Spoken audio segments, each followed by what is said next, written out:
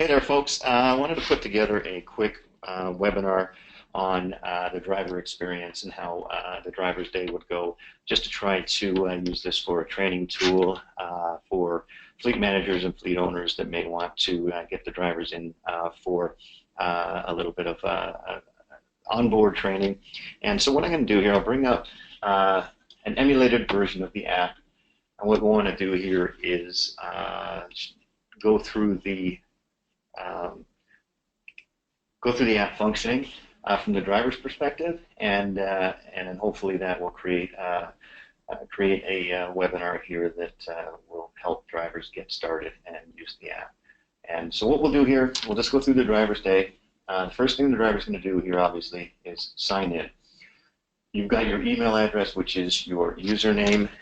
Enter in a password, your password, and we're brought into the screen here where we're going to select our truck.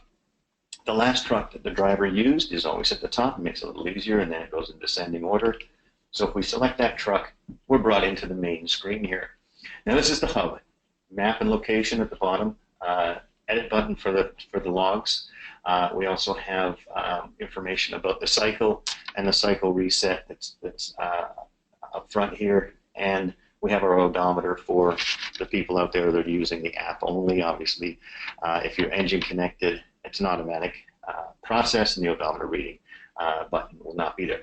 So the first thing the driver is going to do is go on duty. The drop-down will show you the various modes you can be in, statuses. We have 8 hours of driving until our next break, and we have 14 hours of on-duty time remaining. We'll select on-duty, and that's the beginning of our day. We're now clocking on-duty time. You can see how it's in green now, but it will count down, turn yellow, and then red. Anytime there's a critical area, the app is always going to try to warn you that there's action that has to be taken. It'll also ping you in-app to suggest that there is action that needs to be taken. The app is always trying to give you warning that there are actionable items. You'll also notice here that we have a validation warning. If you see a validation warning, you know that there are issues with the logs from previous days that action has to be taken. And I can show you actually how we look into that, sign off on a log from a previous day that hasn't been signed off on. One of the things you will want to note is the 3 buttons up in the top, information about settings. We want to switch the truck, we can do so, and we can also obviously sign out, and that's what we'll do at the end of the day. Under settings, one of the things to note here, automatic duty status. When the GPS positioning of the truck changes, the system's going to pick that up, and that's what's going to switch you from on-duty status to driving status, and from driving status back to on-duty status. You can do it manually, but if this is automatically set, the system will do it automatically by picking up that GPS positioning system. So we always want that duty status to be checked and on. Back to the hub. So we've signed in, we've selected a truck, we've gone on duty. First point of order is to do a vehicle walk around. Under daily logs here, pretty well everything you want to see is under daily logs. There's a drop down here to change your duty status. Some people like to work from this page because it does give you information about your available drive time, your shift time, and your cycle time. How much time until your break, information about the shift and reset, and your log events are also included here. Many drivers like to work off this page. Others like to work off the main page. Under daily logs, we also have the rule sets. The rule sets are set down by the administrator, but if you are operating in a different rule set for a particular day, for example, if you go across the border into Canada, you can select a different rule set for the jurisdiction you happen to be running in. You can also set subsets. If you happen to be running in short haul, for example, for that particular day, it will log you as a short haul operator for that day. Then if you're over the road the next day, or maybe even 2 or 3 days out of the week, you'll have your 7-day plus current day in the U.S. Jurisdiction, and it will show the exceptions for the short haul as well as your over the road. So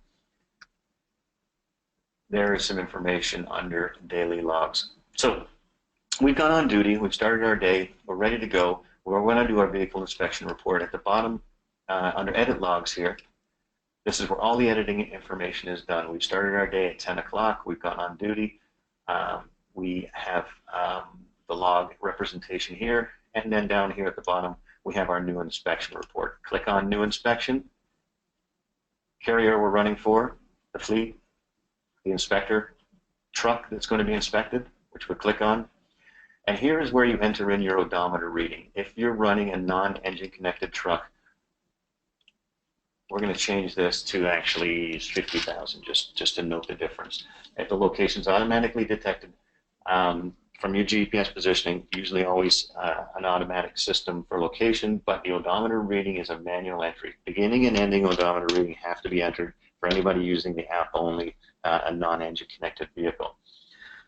If defects are found, you need to make a remark on what defects are found. By law, if defects are not found, you can put in a voluntary note, and here I've used this one quite frequently, pre-trip inspection, 15 minutes, no defect found. I'm going to put that note in as a voluntary response, save that, and then we're back to the hub and ready to start driving.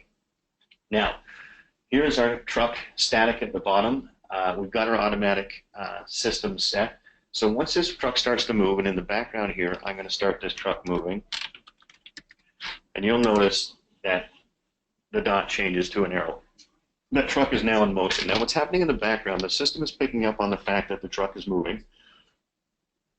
It's going through a set of algorithms, and once it's detected that that truck has been moving for 20 miles per hour for more than 20 seconds, it'll automatically put the truck into drive mode from on duty. And like I say, that is an automated system, and you can see now that that's happening. So once this reaches, the blue line reaches the end, it's going to put you in driving mode. It actually gives you the option to cancel just in case you're maybe just making a short run down to pick up a trailer. But if you actually aren't in drive mode, you can have the option of canceling out. Normally, if you're driving and you're on the road, this is going to do this automatically, and now you can see that you are in driving mode. I've used the drop down. Some drivers do prefer to put themselves in driving mode manually. Simply go on duty, do the walk around, get in the truck, put themselves in driving mode, and move on. If you are comfortable with doing that, or you forget, the automatic duty system will put the driver into driving mode, so that's actually taken care of and covered off. So we'll make the assumption that the driver's day is complete. The last thing that needs to be done is to go off duty. There we are, off duty, and then we sign our daily logs. Now, under Edit Logs, at the bottom, we have our signing of the daily log. I'm not going to sign that daily log right now because it will end my day, and then I won't be able to utilize my app any further. But what I can do is I can show you how to sign a daily log from previous days, and that will actually remove one of our exceptions report. While I'm in the edit log piece here, I want to bring your attention to the editability. So we went on duty, we drove, we went off duty. We can edit any of these pieces we want. Let's say, for example, we started our day at 9 o'clock and we wanted to reflect that properly on the trip sheet. We can edit back to 9 o'clock and then save that piece. And you'll notice here that we've reset our on-duty start time to 9 o'clock, and the graph representation has changed accordingly.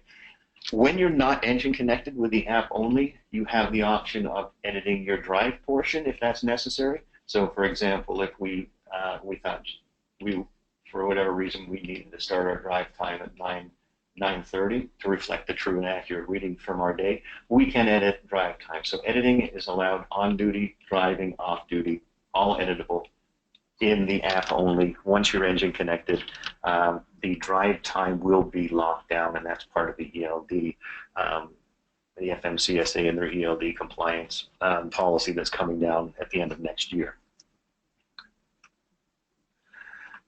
The validation warning here, so we have a problem with one of our logs, and I'm going to go and have a look into why there is an issue with one of our logs. If I click in daily logs, go to edit logs, at the top here, you can see how we can back through each day. So we've got there's an issue here with the 12th, there's an issue here with the 9th and the 8th, and we use the 8th as an example. We're going to scroll down and find out where the exception is. And here it is, signed daily log. So we have this exception report here and here. So we know that the issue is obviously on Thursday, September 8th, and the log needs to be signed. So if we go to click Sign Daily Log, it's going to ask me to certify that this log is true and correct, and I will sign that log. Now what happens when you first get into the app and you're setting up an account? It's going to ask you to put in an electronic signature, and you can do that on your phone with your finger or a pen or a stylus. Just create that signature. It's stored in the system, and then subsequent signings of the log will insert that signature. As you see here, I click Sign Log, and you'll see my signature is inserted, and the validation issues are gone. That is now a clean and legal log for that day. I also want to bring your attention to September 12th. We have shipping information that needs to be added, and also the signing of the daily log. Now, if a driver tries to sign a daily log without having information put in, it's going to bring up a validation warning. It's going to ask you to add that missing information in or to fix any problems that you have. If you click on Add Missing Information, it takes you to the spot where the information needs to be added. And of course, here we've got the drive odometer information that the driver failed to put in, driver being myself. So it's going to ask you to put that information in, and once that is done, then you can sign off on that log. And it certifies to be true and correct. We sign the log, and the signature is inserted. Validation warnings are completely taken care of. Now that is a clean and legal log. So the system is always trying to warn the driver when there's issues or something that's been missed. It takes you to that point before you sign the log to try to prevent you from signing a log that's incomplete or illegal. So that's it for the driver's day. I want to recap now exactly what's required. So you sign in, you use your email address and password, you select the truck, you go on duty. You do your vehicle inspection report, drive, go off duty, sign the log, done. That's it. So to repeat, you sign in using your email address and password, go on duty, do your vehicle inspection report, drive, go off duty, sign the log. That's it. The only other piece of information I'm going to bring to your attention here is the inspect logs report. If you're pulled over at a check or weigh station or a roadside inspection, you're asked to produce your logs. We have this inspect log buttons under the daily log screen. If you click on inspect logs, it's going to ask you what jurisdiction you're in because BigRoad runs north and south of the border.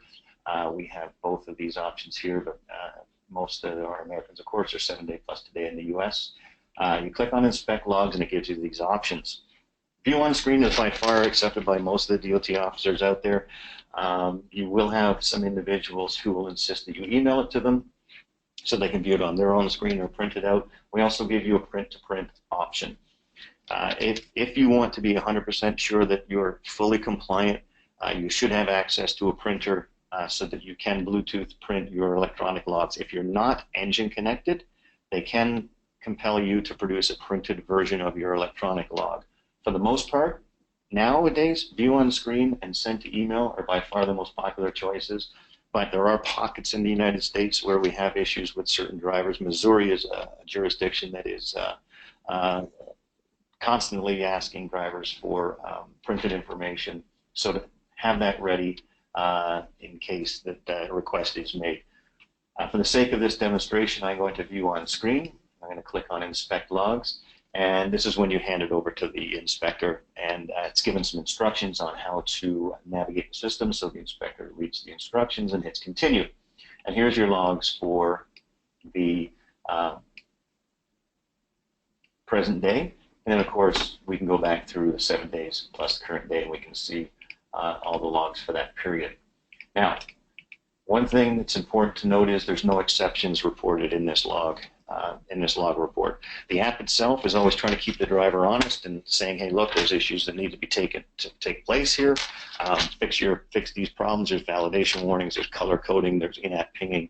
The app is all about trying to make sure the drivers don't forget things.